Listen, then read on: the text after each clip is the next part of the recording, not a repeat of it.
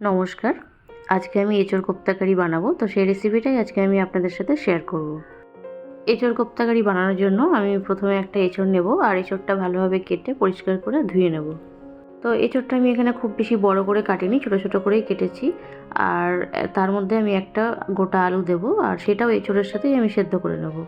এরপর একটা কড়াইয়ে আমি বেশ কিছু পরিমাণে জল দেব আর জল দিয়ে দেওয়ার পর জলটা হালকা গরম হয়ে আসলে আমি সেখানে গোটা গরম মশলা, নুন, হলুদ দিয়ে মিশিয়ে নেব জলটাই ভালোভাবে। মিশিয়ে নেওয়ার পর যে এঁচোড়গুলো কেটে পরিষ্কার করে রেখেছিলাম সেই এঁচোড় আর আলুটা দিয়ে আমি সেদ্ধ করে নেব। তো এখানে এঁচোড় আর আলু দুটোই আমার সেদ্ধ হয়ে গেছে, তো দুটোই জল ছেঁকে ভালোভাবে তুলে নেব। এরপর আলু আর এঁচোড়টা ভালোভাবে ঠান্ডা করে নিয়ে পরিমাণ মতো নুন, পরিমাণ মতো হলুদ গুঁড়ো, পরিমাণ মতো জিরের গুঁড়ো, ধনের গুঁড়ো আর পরিমাণ মতো লঙ্কার গুঁড়ো আর সামান্য বেসন দিয়ে আমি এটা ভালোভাবে মিশিয়ে নেব। স্ম্যাশার দিয়ে বা হাত দিয়ে যার সাহায্যে আপনাদের সুবিধা হয় সেইভাবে সুবিধা মতো মিশিয়ে নিতে হবে।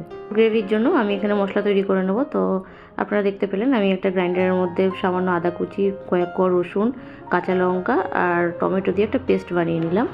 এরপর এঁচোড়ের কোপ্তার জন্য যে ডো আমি বানিয়ে রেখেছিলাম, তো তার মধ্যে থেকে চামচে করে অল্প অল্প করে নিয়ে আমি গোল গোল কোপ্তা বানিয়ে ফেলবো।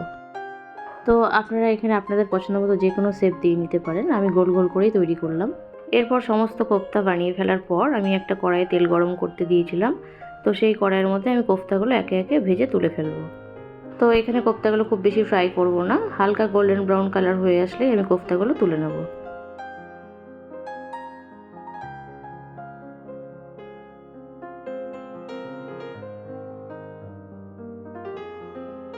তো এখানে আমার কোফতাগুলো ভাজা হয়ে গেছে, তো কোফতাগুলো তুলে নেব। তুলে নেওয়ার পর সেই তেলের মধ্যে আমি কিছুটা আলু কেটে রেখেছিলাম পরিষ্কার করে ধুয়ে, তো সেই আলুগুলো আমি সামান্য নুন আর সামান্য হলুদ গুঁড়ো দিয়ে আলুগুলো হালকা করে ভেজে তুলে নেব।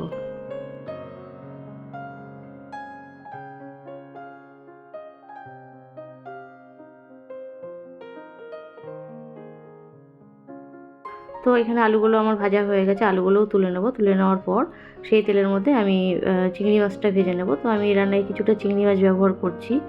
তো আপনার অপশনাল, এটা আপনি চালের ব্যবহার নাও করতে পারেন। তো আমি চিংড়ি মাছ দিয়ে আজকের কোফতা কারিটা বানাবো। তো তার জন্য এখানে চিংড়ি মাছগুলো আমি ভেজে তুলে নেব। চিংড়ি মাছগুলো ভেজে তুলে নেওয়ার পর সেই তেলের মধ্যে আমি সামান্য গোটা গরম মশলা, সামান্য জিরে আর দুটো শুকনো লঙ্কা আর একটা তেজপাতা দিয়ে দেওয়ার পর ভালোভাবে মিশিয়ে নিয়ে আমি এখানে দেড়খানা পেঁয়াজ কেটে রেখেছিলাম। তো সেই পেঁয়াজের টুকরোগুলো দিয়ে ভালোভাবে মিশিয়ে নেব। তো পেঁয়াজটা হালকা ভাজা হয়ে আসার পর আমি যে পেস্ট বানিয়ে রেখেছিলাম আদা, কাঁচা লঙ্কা, রসুন আর টমেটোর, সেই পেস্টটা দিয়ে দেবো। দিয়ে দেওয়ার পর ভালোভাবে মশলাটা কষিয়ে নেব।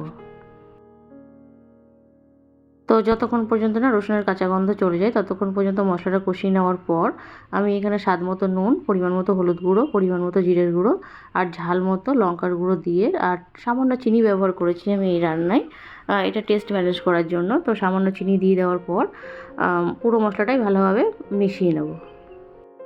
এরপর আগে থেকে যে আলু ভেজে রেখেছিলাম তো সেই আলুটাও দিয়ে ভালোভাবে মিশিয়ে নেব।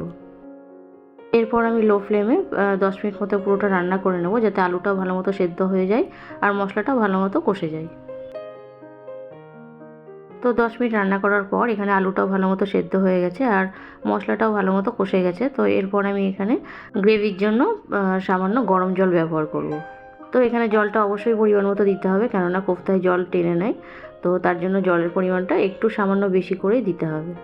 এরপর জল আর মশলা পুরোটাই ভালোভাবে মিশিয়ে নেব। মিশিয়ে নেওয়ার পর হালকা ফুটে আসলে আমি যে কোফতাগুলো ভেজে তুলে রেখেছিলাম সেই কোফতাগুলো দিয়ে দেবো। তো গ্রেভির সাথে কোফতাগুলো ভালোভাবে মিশিয়ে নেব। মিশিয়ে নেওয়ার পর আগে থেকে যে চিংড়ি মাছগুলো আমি ভেজে তুলে রেখেছিলাম তো সেই চিংড়ি মাছগুলো এবার আমি উপর দিয়ে দেবো। তো চিংড়ি মাছটা দিয়ে দেওয়ার পর আমি পুরোটা ভালোভাবে মিশিয়ে নেব। মিশিয়ে নেওয়ার পর আমি 10 মিনিট মতো চাপা ঢাকা দিয়ে লো স্টিমে রান্না হতে দেবো। তো 10 মিনিট রান্না করার পর আমি এখানে 1 চামচ মতো গুঁড়ো গরম মশলা দেবো। দিয়ে দেওয়ার পর ভালো মতো মিশিয়ে নেব। গরম মশলাটা মিশিয়ে নেওয়ার পর আমি আবারও 5 মিনিট লো স্টিমে এটা চাপা ঢাকা দিয়ে রান্না হতে দেবো। তো গরম মশলা দিয়ে দেওয়ার পর 5 মিনিট চাপা ঢাকা দিয়ে রান্না করে নিলেই আমার আজকের রান্না সার্ভ করার জন্য রেডি হয়ে যাবে। তো আমার আজকের রান্না এই পর্যন্তই। আপনারা সবাই ভালো থাকবেন, সুস্থ থাকবেন। ধন্যবাদ।